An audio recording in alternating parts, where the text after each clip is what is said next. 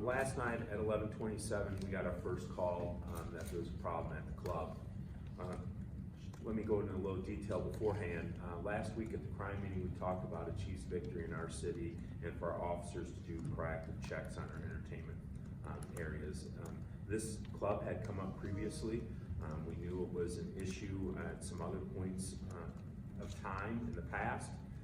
Officers had done a check of the parking lot and were less than a minute out when we received our first call. So we had just been there. I have some questions that have been submitted. I'm going to run through them real quick and then take some questions. We had 15 injured.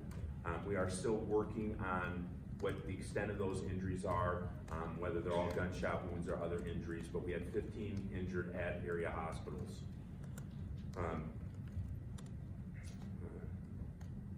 We were asked, did anyone besides the security guard and suspect fire a weapon? Not to our knowledge. Police officers did not fire any shots at the scene. The only shots that we know were fired were between the suspect and the security guard.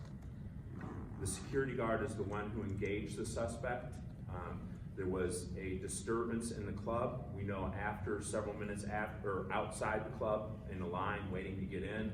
We know this incident unraveled shortly after that disturbance. We don't know the extent of what the disturbance had or why it was there.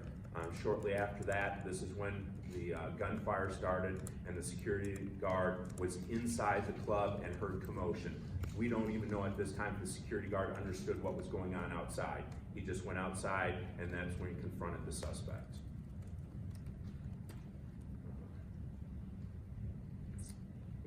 Were the shooting victims targeted at random? At this time, we do not have a motive for why the shooting took place. So we're not sure if this is random, if there was someone in the crowd specific he was upset at. We've heard several theories that have been on social media about people cutting in line, that sort of thing. I will tell you that no statement has been made to the police department as to an exact reason why this shooting took place. So I know there's several theories out there on social media, not sure if any of them are true yet. I would like to mention at the time of the incident, we put out a citywide assist. All available officers in the city of Kansas City, plus our neighboring partners, made this scene. We think there was well over 50 officers at this scene as it unfolded. I will tell you the officers acted, they did a great job last night. This was very chaotic. We had hundreds of people fleeing, both in cars, on foot, all kinds of things last night. It was a very intense scene, to say the least. I can't thank the outside agencies enough for their assistance. Even while we were there, some of the outside agencies actually helped us with our calls that were happening inside our city. So great cooperation and very thankful to have that last night. We were asked about personal items from the scene, if anyone was there and they think that we have possession of their personal items, just to contact our homicide unit and we'll get that worked out. We also wanted to tell you that we reached out to both the suspect's family and the victim, female victim from the scene. We as a police department reached out with our social services.